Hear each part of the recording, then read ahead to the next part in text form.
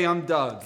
And I'm Ryan. And we are the Gratitude Sermon Guys! That's right. We got to bring the word to you this weekend. I was in Totowa, and Ryan was in... I was in Ringwood. Yeah. What did we hear about in Ringwood this week, Well, Ryan? in Ringwood, if you were there, we talked about how gratitude is something that is a state of thankfulness. And we want our state of thankfulness, in order for it to be solid and always available to us, has to be in something permanent and steady and constant. And that's ultimately found in God. And specifically, we're thankful to God because of his covenant love that he has for us, this loyal love that we ultimately find in Jesus. And we took time to kind of trace some of those covenants throughout the Old Testament and to show how Jesus is the ultimate one who not only fulfills God's side of the promise in the covenants, but also takes on our failures and meets the conditions so we can experience the full blessing of the covenant promise. And so we talked about how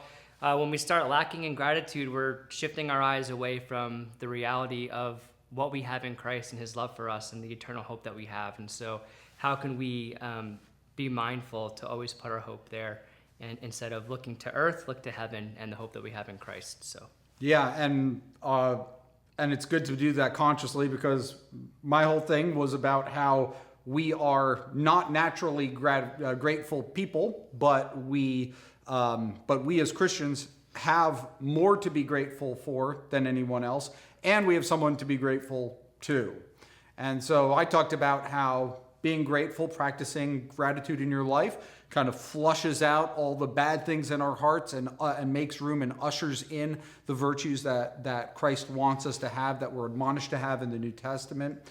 We talked about how we shouldn't think of gratitude as like we're paying back God for something, right? But rather gratitude is an end in itself, that itself is glorifying to God. And then, we talked also about the importance of the need to rekindle gratitude in our heart by telling the stories of the story of the gospel, which sounds like we very much landed in the same place there. Yeah. So, we hope you have a great discussion this week, and it's the last week of community season. It is the last week of community group season. So give yourselves a hand. Hope you're going out caroling.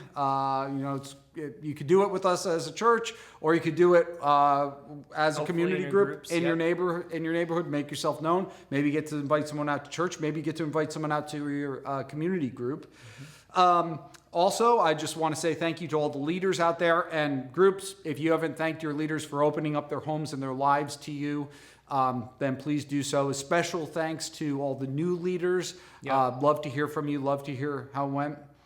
And this week, just take some time in your group. It is fitting to talk about what you are thankful for, what you are grateful to God for, and particularly the real things that count the most. Not as if the other things don't count, right? But particularly the salvation that we have in Christ, the measure of maturity that he has been able to give us, of faith, of love for each other in our lives and in the lives that we see people changing for the good of the gospel.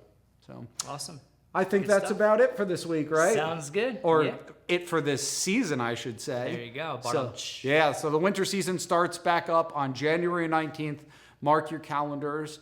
And, we'll see you before then. There you go. Very nice. All right, everyone. Happy Thanksgiving. Have a good night.